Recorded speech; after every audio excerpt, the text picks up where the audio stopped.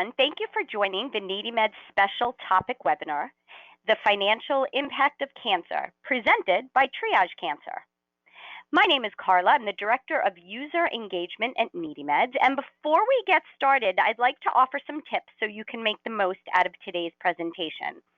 First of all, you can feel free to ask any questions at any time throughout the presentation by typing them into the questions section of your GoToWebinar control panel.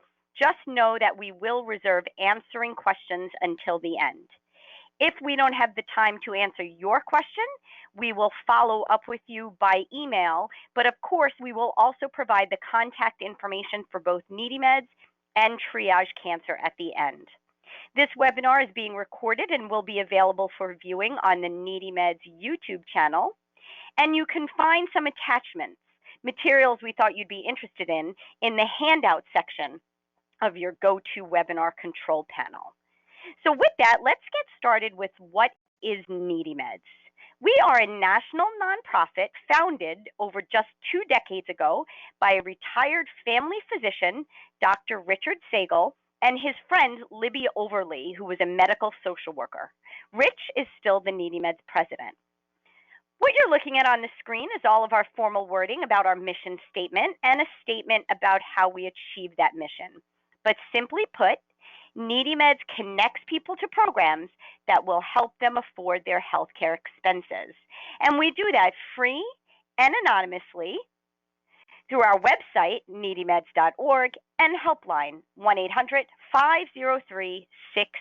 And I always like to put up a screenshot of our homepage because really our website is the face of our organization, and it gives me a chance to point out just a few things. First of all, if you are looking for healthcare savings resources, begin your search under the Healthcare Savings tab.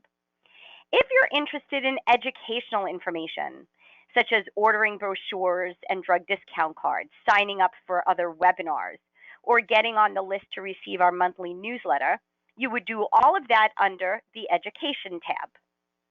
I mentioned that this webinar is being recorded and will be available on our YouTube channel, and you can find a link to that on the top right hand of our homepage with the rest of the social media icons. It's the third icon from the left. And you can check out and register for all upcoming webinars also on the calendar of events on the bottom right hand of our homepage. Let's see if there we go. Now, as you saw a couple of slides ago, a big part of our mission is educating people.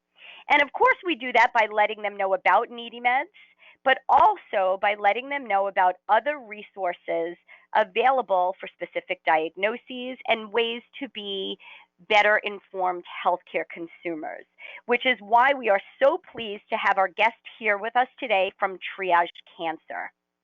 For those of you not familiar with Triage Cancer, they are also a national nonprofit, and they provide education on the practical and legal issues that may impact individuals diagnosed with cancer and their caregivers. And it's my pleasure to introduce Monica Bryant, Esquire, who is going to walk us through tips that will help lessen the financial impact of a cancer diagnosis and treatment. So let me just tell you a little bit about Monica before I pass the mic and the screen to her. Monica is a cancer rights attorney, speaker, and author.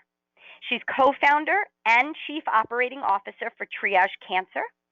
Throughout her career, she has provided hundreds of educational seminars, written articles and blogs, appeared on TV and radio shows, and authored a book on cancer rights laws, which is, as you can see, why we are so pleased to have her sharing her expertise with the Needymeds audience. So bear with me while I go ahead and pass the mic and the screen, hopefully seamlessly, to Monica.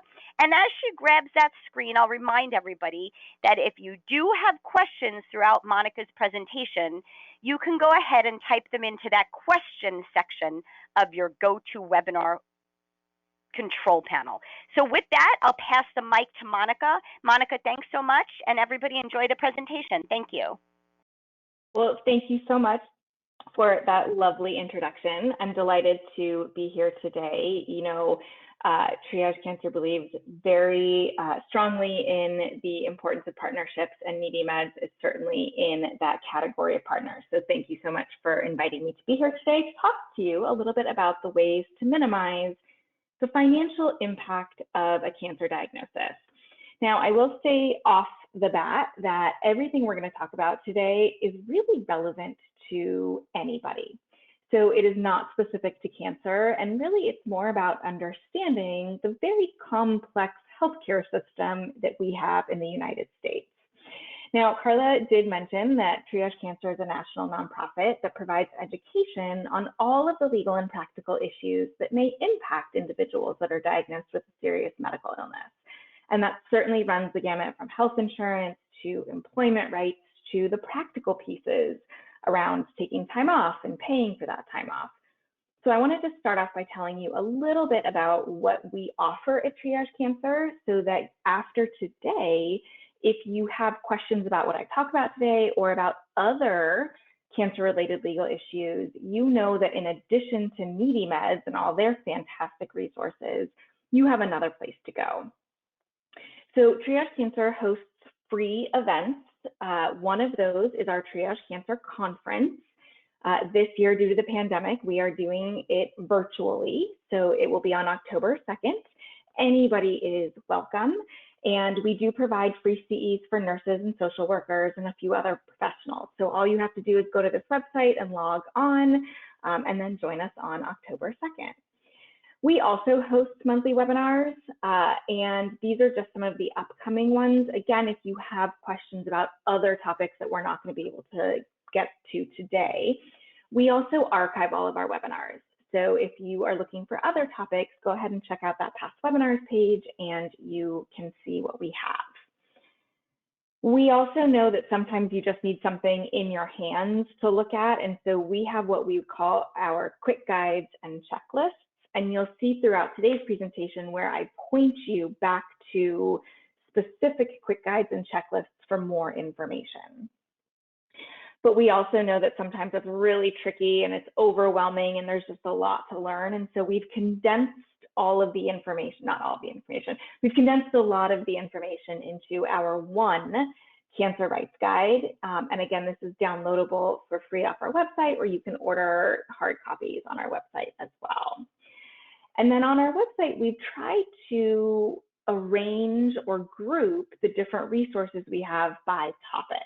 So if, in addition to wanting to learn more about health insurance, you also have questions about estate planning or employment or disability insurance, you can click on the topic page and see what we have available. Now, the reality in this country is where you live can impact what you have access to. And so we have charts of state laws on employment and disability insurance and health insurance and estate planning and all sorts of other things. And so if you're curious to see what rights you have that are specific to your state, that is also a resource for you. Now, I've been doing this a very long time, and one of the consistent things that I always hear from people is there's a lot. It's already overwhelming. You're dealing with a serious medical diagnosis, and now you have to become experts in all these other areas, particularly areas of the law. And I can fully appreciate that. So we've tried to help by creating a series of animated videos, and these are approximately 5 minutes long, and they touch on a lot of the topics we're going to talk about today, but then also some other topics. These are available in multiple languages and have closed captioning if you or somebody that you know would benefit from that. And then the other thing that we hear a lot from is when we used to be out in person doing these types of presentations, people would say things like, I wish I could just put you in my pocket and pull you out whenever I had a question. And I appreciate that. Sometimes you don't know what questions you have until, the very moment that it comes up. And so we've created a website called Cancerfinances.org. And this is sort of a choose your own adventure type website. The site poses questions, and based on the answers to your questions, it will provide you targeted, relevant information. So for example, if you are over the age of 65 and on Medicare, it's not going to give you a whole bunch of information about the marketplaces. And then finally, even with all the resources that we create, we know that sometimes you just need to talk with a human and ask a specific question. And so we have a legal and financial navigation program through Triage Cancer. It is an opportunity for people to sign up for a 30-minute phone call with one of our attorneys to ask questions. Now, we don't have the ability to represent you or to provide legal advice, but we can absolutely explain options and provide you with accurate legal information and certainly give you next steps to take. So if you have those questions, you can fill out a form on our website at triagecancer.org/gethelp and then schedule a 30-minute phone call with one of our attorneys. So with all of that background about the organization and our services out of the way, let's get to the heart of the topic of today, which is the cost associated with getting diagnosed with a serious medical condition like cancer. In 2013, researchers from Duke University coined the term financial toxicity. And in their research, they focused on the financial burden of a cancer diagnosis and how significant that burden can be. Not only in an acute way when someone's in the middle of active treatment, but that long-term impact of the financial burden. They also looked at how this wasn't just about somebody's bank account and their assets, but they looked at how the financial burden causes stress, depression, anxiety, all of which diminishes quality of life. So while it's a new term, it is certainly not a new problem. So given that, we know that this is an issue and it's been a long-standing issue, why is it so challenging to address? The reason that there is no easy solution to the problem of financial toxicity is that there are multiple contributing factors, and all, or at least most of the factors need to be addressed to effectively mitigate the financial toxicity. The primary culprit is having adequate health insurance, or rather inadequate health insurance. And so it's making sure that people are not only insured, but they have the right policy for them. And then certainly the employment changes that can occur after a diagnosis may impact finances. And then all of the things that normally impact finances in life, like relationship changes or moving or graduating from school, those things continue to happen and compound the issue of financial toxicity. So the good news is that there are ways to avoid financial toxicity, but it does take quite a bit of work. And so this is a visualization of many of the questions that could be asked of people to help address financial toxicity. And as you can see, it touches several aspects of somebody's life. So from insurance to their work issues, to practical issues, to what does their life look like? Do they have minor children? Are they caring for aging parents? Because all of those factors are going to play into somebody's financial health. I recognize that this is very hard to see on the screen and it's in tiny print, but if you go to the link at the bottom of the site, and it's also included in that resource document that Carla mentioned, you'll see a full-size version of this checklist. And on the full-size version that you can download off our website in print, on the left-hand side, it has all these questions. And on the right-hand side, it has all of the resources that Triage Cancer has to help people deal with the answers to their questions. So it's a really great starting place for somebody either who's at the beginning of treatment and has just recently been diagnosed, or someone who's really just trying to get a handle on the financial aspects. Now, I mentioned that health insurance status is the #1 contributing factor to financial toxicity. So we have to kind of look at what our health insurance options are and making sure that we're navigating those policies effectively. In the United States, there's only 3 places we get our health insurance. We're either getting it directly from an insurance company, we're getting it through the government, and by the government, I mean primarily Medicare, Medicaid, and military plans, or we're getting it through our employer. Now, the largest group of Americans does get their insurance through an employer, and so it does sort of matter, and you need to understand where your insurance comes from, as you'll see when we get to the appeals section. But regardless of where your insurance comes from, there are some terms that we need to know. And I'm going to start at the very beginning, and I recognize that for some of you, these terms are going to be old hat and very, very basic. But what we know from the studies is that a majority of Americans do not understand health insurance and how it works. And this is just one example of that, in that only 4% of Americans could actually define the 4 most important terms used in every single insurance policy. And so if people don't even understand the words being used in a policy, how could they possibly be expected to be able to be savvy consumers of health insurance? How can you possibly shop for something when you have no idea what you're shopping for? So with the assumption that at least some of you on the call might not feel as comfortable with these terms as others, we're going to start at the very beginning.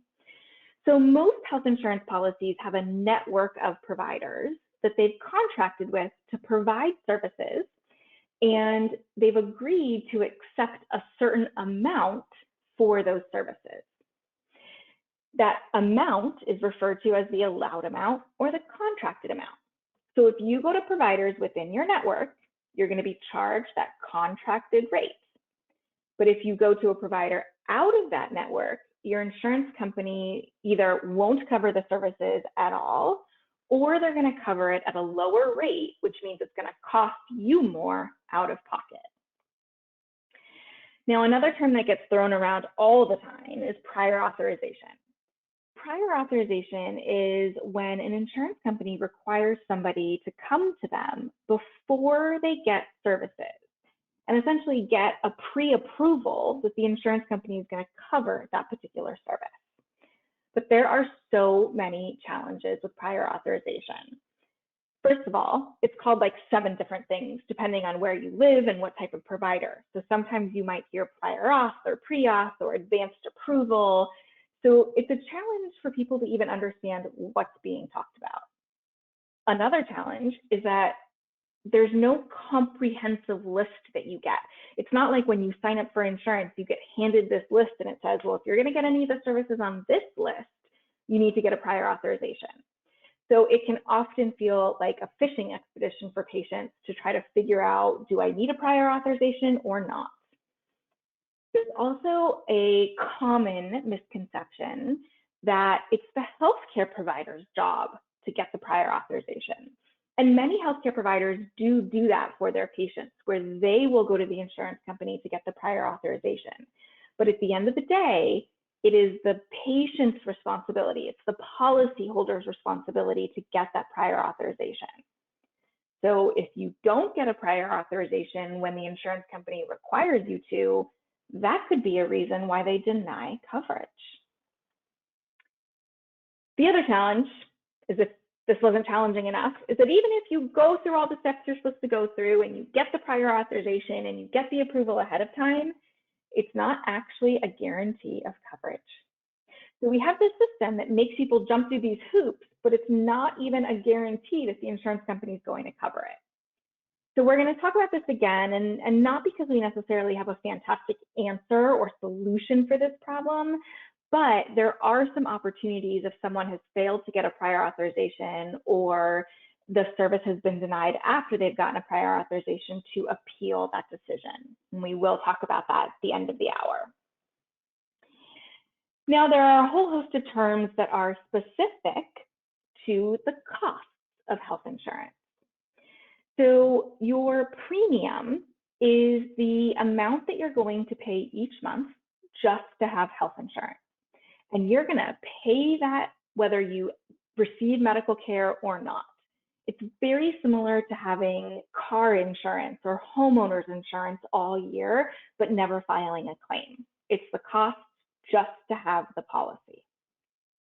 But then there are additional costs that you're going to incur when you actually receive health care and use your health insurance. Your deductible is a fixed dollar amount that you have to pay each year before your health insurance policy starts picking up their share of the cost. Now, a deductible could be a $500 deductible. It could be a $5,000 deductible. It really depends on the plan. But again, it is a fixed dollar amount. Now, once you get to that fixed dollar amount out of pocket, the insurance company starts picking up their share of the cost, which is referred to as coinsurance or cost share. And this is a percentage that you pay each time you get care. So a very common cost share is 80-20. That means once you've met your deductible, the insurance company starts picking up 80% of your healthcare costs, and you're responsible for 20%. Now, some plans have an additional payment called a co-payment. And this again is a fixed dollar amount, and you're going to pay it each time you get care. Now, again, this amount will depend on the policy. It could also depend on the service. So for example, many policies have a $20 copayment to see the doctor, but a $35 copayment to see a specialist, or a $250 copayment to go to the ER. And then the final thing that is really valuable to understand about the cost is the out-of-pocket maximum. This again is a fixed dollar amount. And what the out-of-pocket maximum represents is the most that you're going to pay out of pocket for your health care per year. And the way you get to your out-of-pocket maximum is by adding up everything you pay out of pocket. So it's everything you paid towards your deductibles and your co-payments and your co-insurance. So you'll notice it's everything that you're paying out of pocket except those monthly premiums. Now, like with many things, the devil's in the details here. Most policies will only count payments towards in-network providers or services towards the out-of-pocket maximum. And if you have a policy through an employer, for example, they might have a slightly different math problem. So they might say, we're not going to count your deductible towards your out-of-pocket maximum. So it is really valuable to look at your specific plan and understand A, what the dollar amount is, and B, what is that math problem that you have to use to get to that dollar amount. So here's a simplistic example of how this all works. Meet Dan. Dan has a plan with a $2,000 deductible. It's an 80-20 coinsurance, and he has an $8,000 out-of-pocket maximum. Dan hasn't used medical care for the year to date, but he gets into an accident and ends up with a $102,000 hospital bill. So what does Dan have to pay?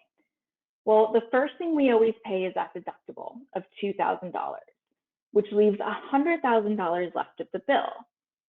His co-insurance is 20%, so that equals $20,000. But does he have to pay the full $20,000? He does not, because of that out-of-pocket maximum. So since he's already paid $2,000 towards his deductible, he only has to pay another $6,000 of the $20,000 coinsurance amount for a total out-of-pocket of $8,000. Then moving forward for the rest of the year, all he has to pay are his monthly premiums to keep his plan, and his insurance company will pick up 100% of his medical costs. Now, I am not suggesting that $8,000 isn't a lot of money. Of course it is. But when we start looking at the alternatives of what it would cost Dan if he didn't have an out-of-pocket maximum, which would have been $22,000, or if he didn't have insurance at all, which would have been $102,000, $8,000 starts to feel a little more reasonable. Now, the great thing about out-of-pocket maximums is it does allow for us as consumers to try and plan for a worst-case scenario throughout the year. Now, if you would like to hear any of that again, or you think that there are people in your life that would benefit from hearing any of that again, like the terms and this example of how it works, that is included in our animated video called Health Insurance Basics. Okay, So moving on to some other terms that we think are really important for people to understand, particularly around prescription drugs.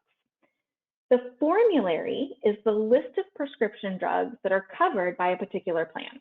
And that formulary is broken up into different levels called payment tiers. Where a particular drug falls on those payment tiers is going to determine the out-of-pocket costs that you have to pay. So this is just an example of how tiers might break down, but you can see tier 1 are going to be the cheapest generic drugs, maybe an antibiotic, for example.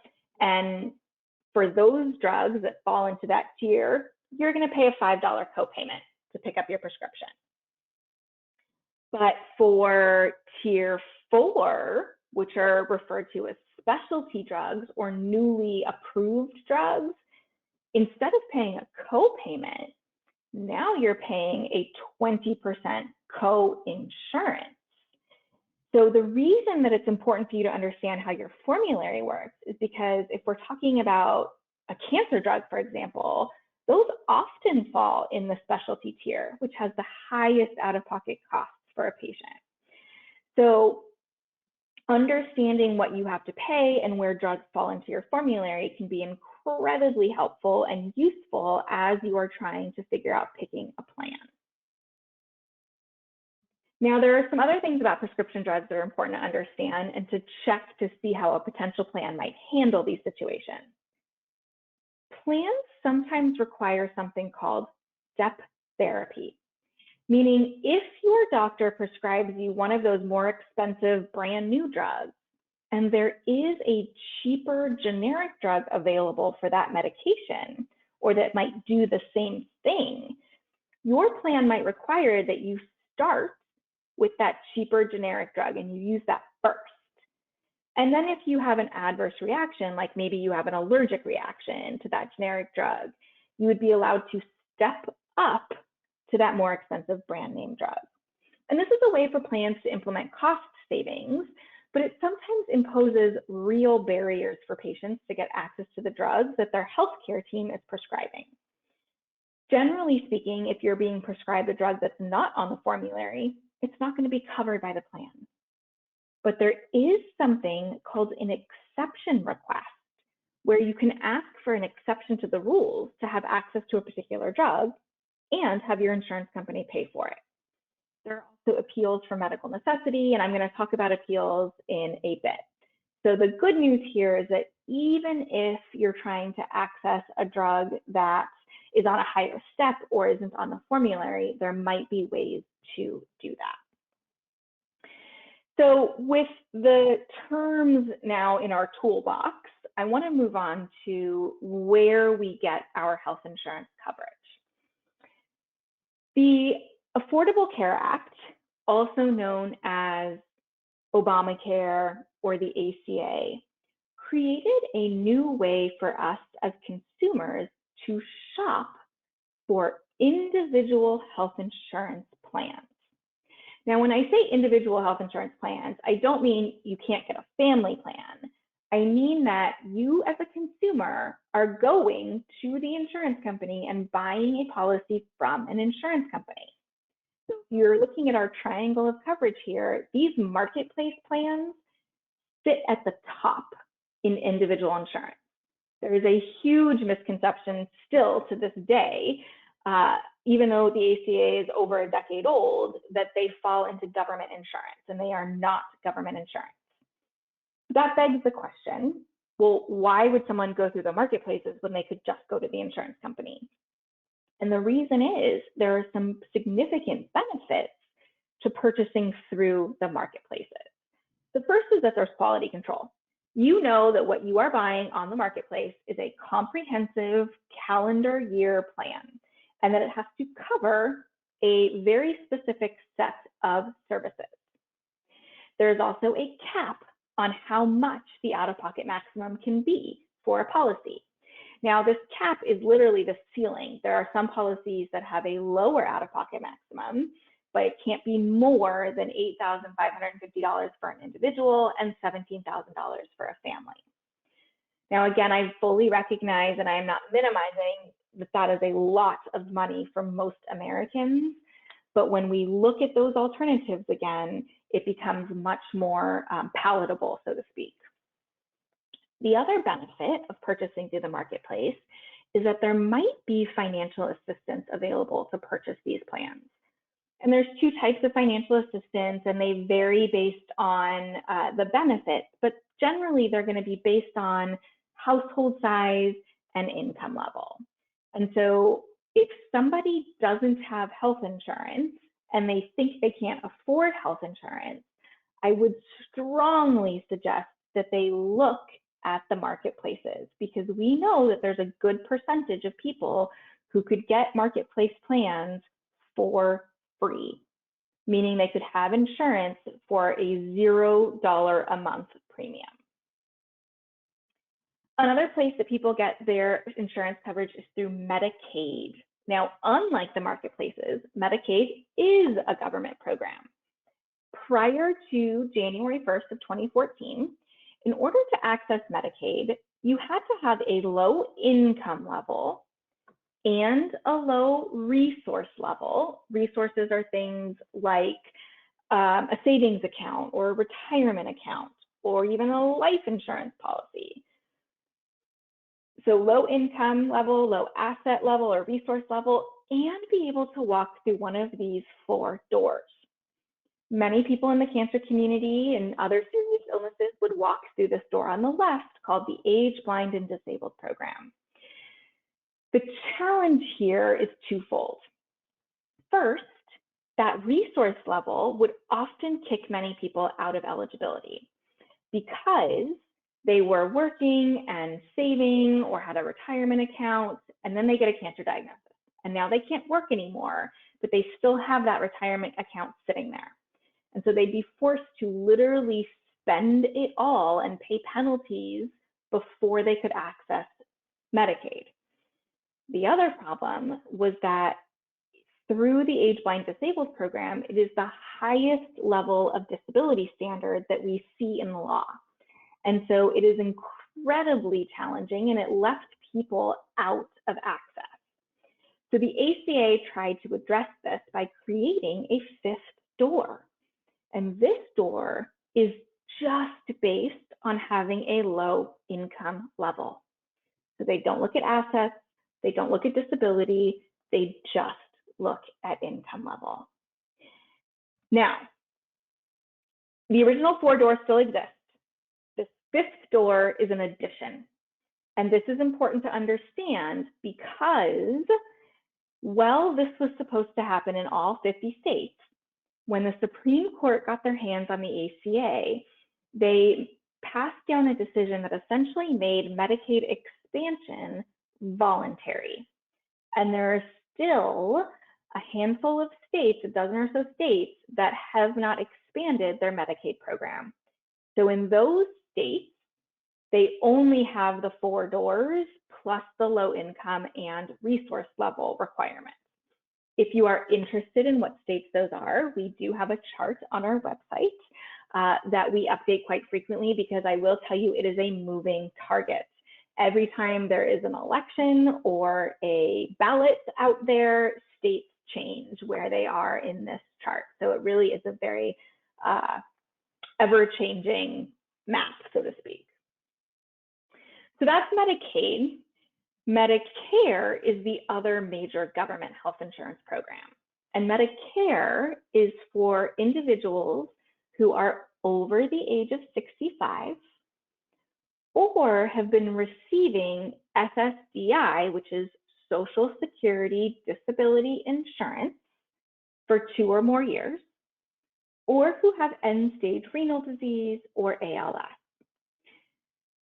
Medicare is complicated, and we don't have a ton of time today to get into all of the details, but I am going to leave you with some good news in that we have tons of Medicare resources for you. Also, Medicare.gov is actually a useful website, and we don't always say that about government websites, but Medicare.gov actually really does provide some fantastic information. So the very basics about Medicare is that the coverage is broken down into different parts. Medicare Parts A through D all provide different things. So A, hospital insurance, B, medical insurance, D is prescription drug coverage, and all of those could potentially come with different costs associated. That could be quite confusing and complicated, and so an alternative was created in Part C. And so Part C plans are known as Medicare Advantage plans. So the first step in figuring out your Medicare options is to really figure out, well, which road do I want to drive down? Do I want to drive down original Medicare with Parts A, B, and D? Or do I want to drive down lane 2 with Medicare Advantage? And there are absolutely pros and cons to both of those lanes. It's also incredibly complicated in that there are 4 main enrollment periods. And so understanding when those are and what options you get to make in those different periods can be incredibly valuable. So if you would like more information on Medicare, I strongly encourage you to go to our website on the health insurance topic page, and you'll see a plethora of different materials. Triage Cancer will also be hosting a live 90-minute webinar on September 15th, where we will do a deep dive into all things Medicare and be answering questions as well. So I hope to see any of you Medicare eligible individuals there on September 15th. So now that we know where we can get health insurance, the question is, when can we get health insurance? And when somebody can enroll in coverage is going to depend on which type of coverage we're talking about. So Medicaid applications are accepted year-round. As soon as somebody becomes eligible, they can apply and their coverage will begin. Medicare, as I mentioned, has multiple enrollment periods, but the one consistent is open enrollment, which is every single year between October 15th and December 7th.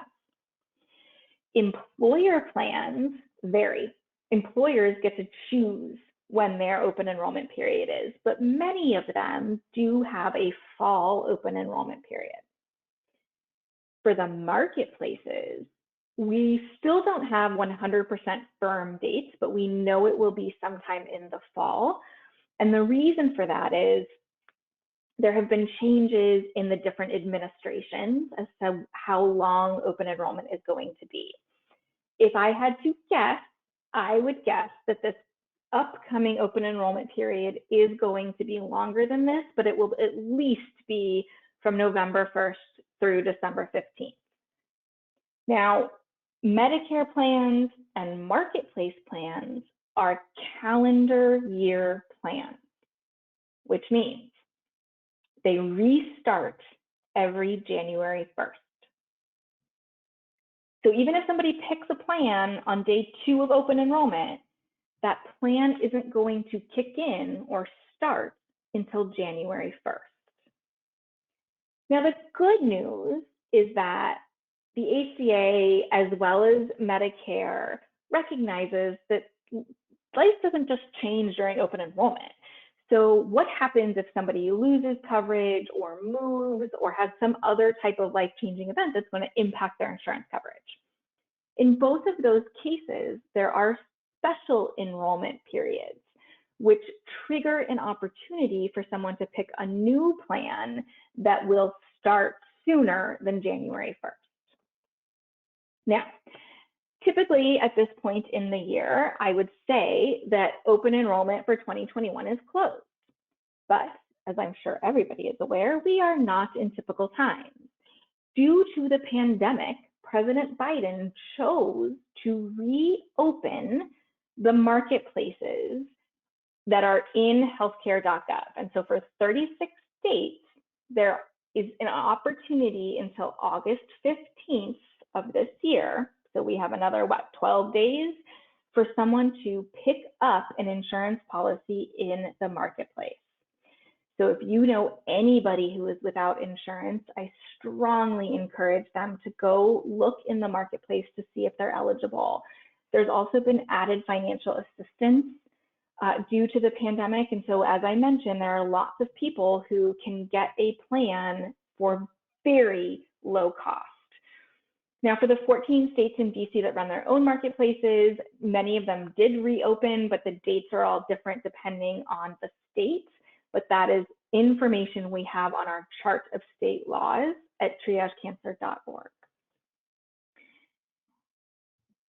So we know we have multiple options of where we can get insurance, but how do we actually make choices between those different options? I'm going to walk through a quick exercise that explains how you can compare different policies. Now, I'm going to use marketplace policies as an example, but know that this analysis works if you are trying to compare two marketplace plans, or if your employer offers you two different plans or more to choose from, or if you're trying to decide, well, do I take my employer plan or do I buy a marketplace plan? It will also work if you're trying to compare Medicare Advantage plans. So regardless of sort of where you sit, this analysis is likely going to work for you.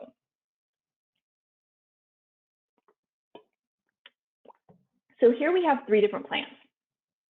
We have a bronze plan with a $173 monthly premium, a $6,000 deductible, and a $6,000 out-of-pocket maximum.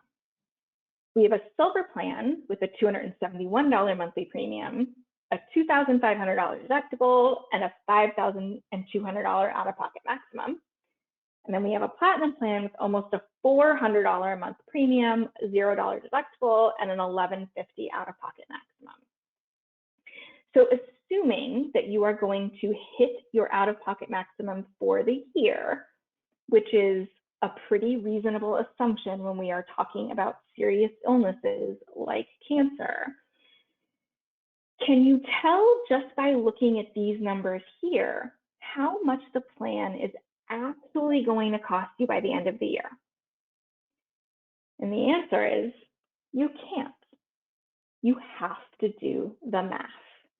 And the way that you do the math is you take your monthly premium and you multiply it by 12 and you add the out-of-pocket maximum. Monthly premium by 12 is how much you're going to pay in premiums for the year.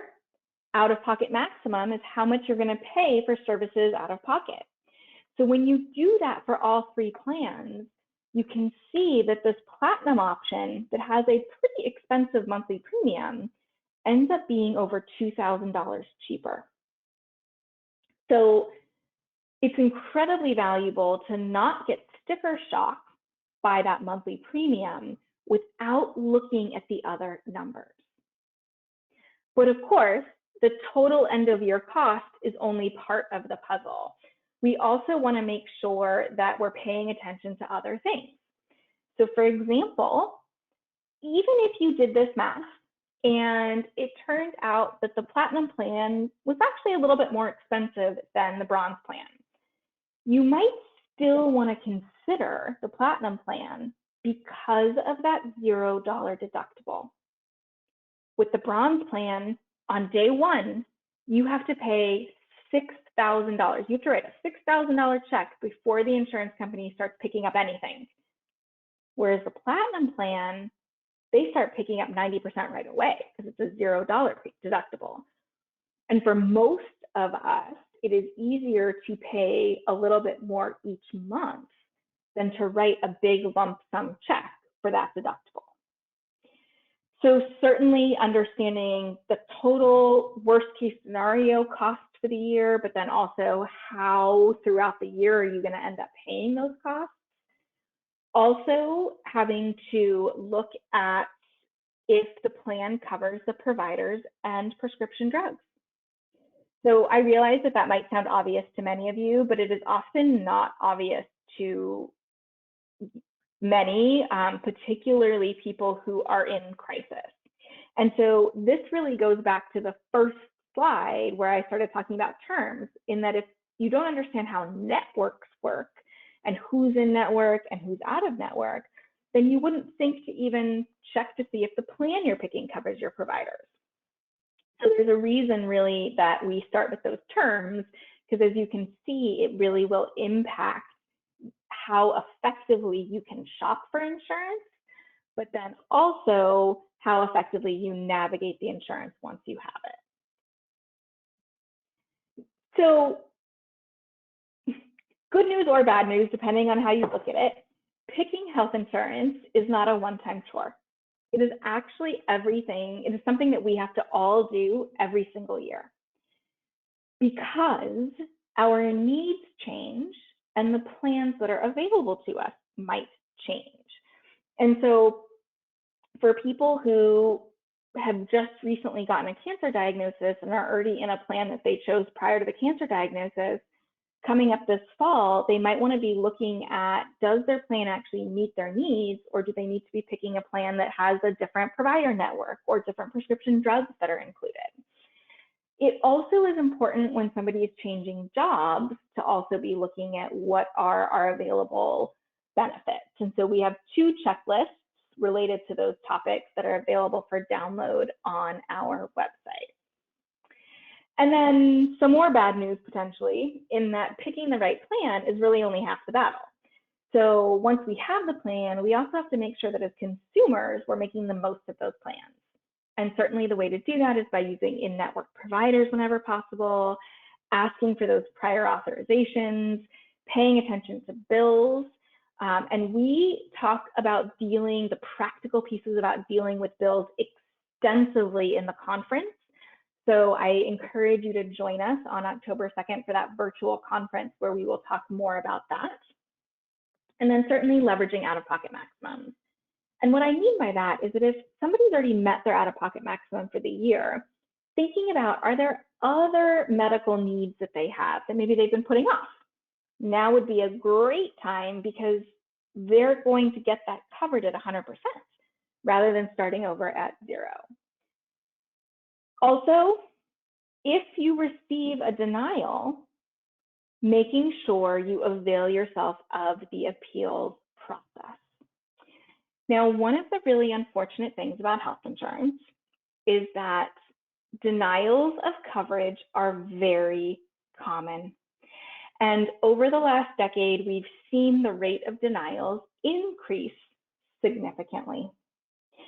So it's challenging for us as consumers, because many of us believe, well, hey, we did what we were supposed to do in getting health insurance, and now we're just using the health insurance. They should cover the service. I shouldn't have to do anything else.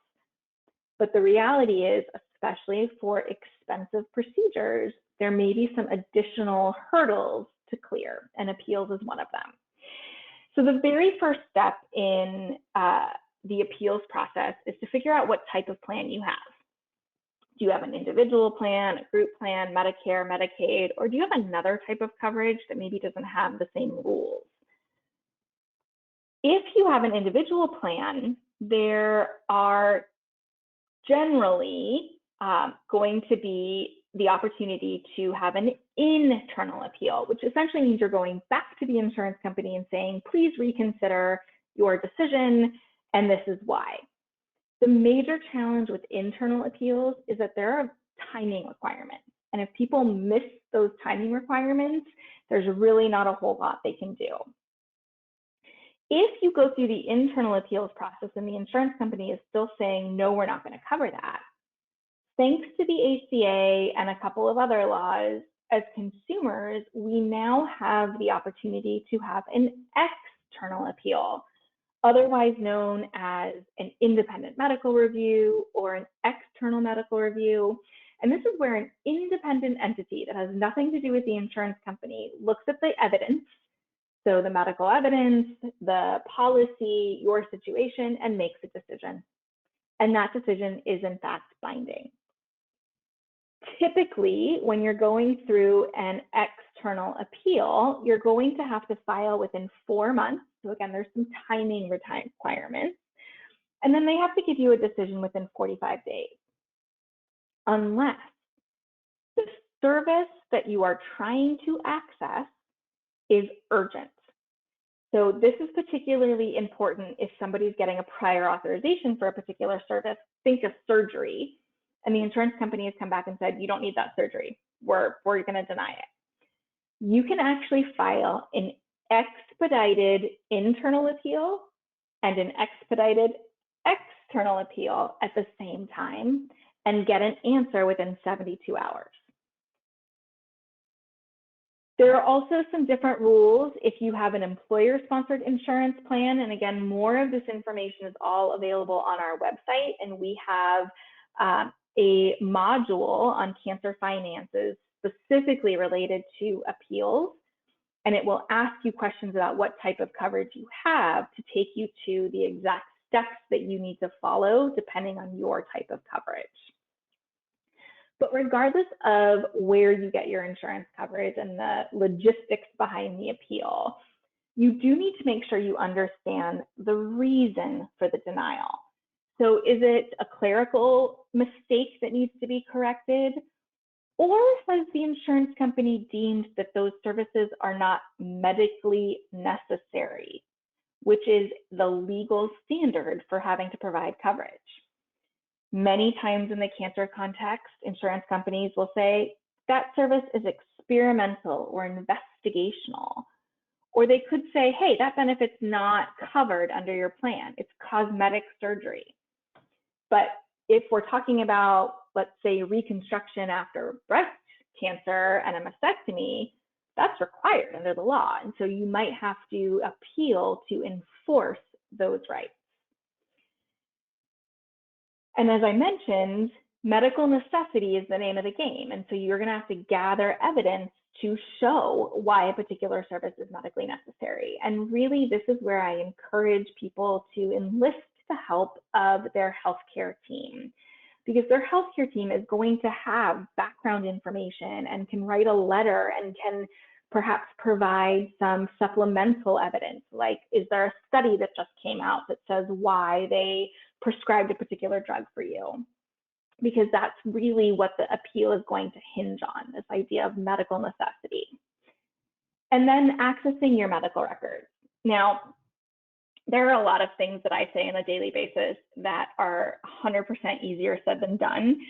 And getting a full copy of your medical records can sometimes fall into that category, particularly if you get treatment or seek medical services across multiple healthcare systems. But we do have a quick guide that gives you some practical tips on how to access your medical records and gather them all together. And then we also have a partnership with an organization called Citizen, which is a company that will help people gather their electronic medical records and provide a summary of those records for them. So it's only available to people with certain cancer diagnoses, but if you'd like to learn more information, you can check out the link that I've provided you. Now, if having to go through this extra work of filing an appeal wasn't a hurdle enough, it can take a lot of phone calls and a lot of different communications to get through an appeal. And staying organized is incredibly valuable. So we don't recommend the Post-it note method of keeping track of conversations, because those things get lost. We've created a health insurance appeals tracking form, which is downloadable from our website. And it's just one way to stay organized and to record all of the conversations you've had and the names of people you've talked to and deadlines that you need to meet. I also think that this is a fantastic time to delegate to friends and family. So often people will say, let me know if there's anything I can do to help. Let me know if you need anything. And what I would say is, you know how you can help? You can sit on the phone with me while I talk with my insurance company and take notes. So I can just focus on having the conversation, and I don't have to try to worry about having the conversation and say what I need to say while also recording all of the pieces. Now, the other major hurdle with appeals is knowledge. Of the millions of claims that are denied per year, less than 0.2% are ever appealed. We also know that of the claims that get appealed, about 50% of them, if not more, end up in favor of the patient. So when we're talking about financial toxicity and avoiding financial burden of a serious diagnosis, understanding insurance coverage and then how to appeal if your insurance company says no is a key component to avoiding that financial toxicity. And so on the left here, I've just listed some of the resources we have to help you navigate the appeals process. And as I alluded to at the beginning of the hour, we just scratched the surface on cancer-related legal issues, and really these are healthcare-related legal issues. And so if you have questions about any of these topics, these are the types of things that we have resources on and that we cover in our live events. And so I'll turn it back over to Carla for any questions and her closing, but I certainly hope that in addition to continuing to engage with Needymeds, you will also engage with Triage Cancer as well. Monica, thank you so much for that very thorough, and what always strikes me is understandable presentation. As you said in the beginning, it's a huge topic, and you really, with these presentations, just scratch the surface. But why we are so passionate, Needymeds, about our partnership with Triage Cancer and refer people your way is because I think one of the wonderful things that Triage Cancer is able to do is, in addition to the updated and accurate breadth and scope of resources you have them in such a way that lay people like myself that are not attorneys such as yourself or don't have decades of experience in the field, you break it down in ways, you and your team break it down in ways that it's understandable and manageable. I particularly am a big fan of those 5-minute videos that you talked about in the very beginning of your presentation, as well as yeah, and I really encourage people to check out the Triage Cancer website. Again, one of the things that they do really well is they take this huge topic and they break it down. And when you check out that website, you'll see that everything is in plain English and you'll be able to navigate your way through it. And they give practical tips that Monica said I think is so important, that today's webinar, although focused on people that unfortunately, and their loved ones that unfortunately may have a new diagnosis of cancer, and they're trying to navigate that along with the financial impact, a lot of what Monica shared, if not almost all of it, as she said, is applicable to really anybody with healthcare. I think it's really important. And Triage Cancer also has very practical tips, like the one you just mentioned at the end of the presentation, Monica, where, start to delegate to people that ask you if they can help. If you're fortunate enough to have family, friends, and loved ones wanting to support you, and they step up and say, what can I do to help? As Monica said, give them something to do. Let them take notes for you. I know I have been on both sides of that coin. I've been the one wanting to help somebody and not knowing what to do, and I've needed help and not knowing how to ask. So I think just breaking down your to-do list and asking people to help you out by checking things off a little bit at a time is invaluable. I'm sort of also always blown away by the statistics on the percentage of people that actually appeal, and then what percentage of those appeals are successful. Monica, if you have your notes in front of you, can you repeat that for me? Because I'm actually getting some feedback from our audience to ask the same thing. What were those statistics that you shared about appeals? Absolutely. So they do vary by type of insurance, and the graph that I showed you was specific to the marketplace. And that was showing that of all the millions of claims that get denied, less than 0.2, so not 2%, but 0.2% get appealed. So less than 1% get appealed. And somewhere, again, depending on the type of insurance we're talking about, but somewhere between 40% and 60% of all denials that get appealed end up in favor of the patient. So like conservatively, we're talking about half the time when an insurance company says we're not covering that, they're getting it wrong and they should have covered it.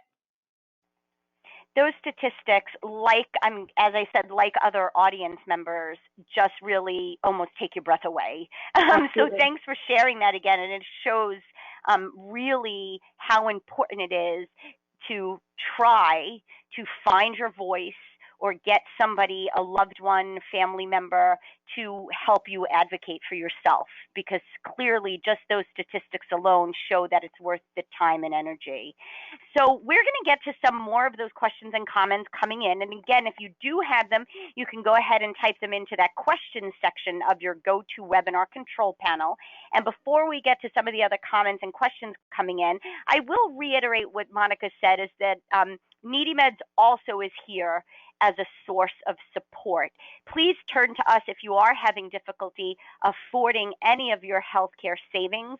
And as I mentioned in the beginning of the presentation, you can find all of these healthcare savings resources under that healthcare savings tab on needymeds.org, or you can always reach out to our call center, and I'll provide that phone number at the end.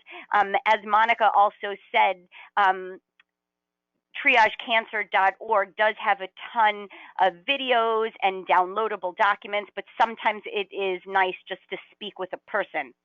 So don't hesitate to reach out to our call center counselors if you find that to be a case that you just like to speak with another human.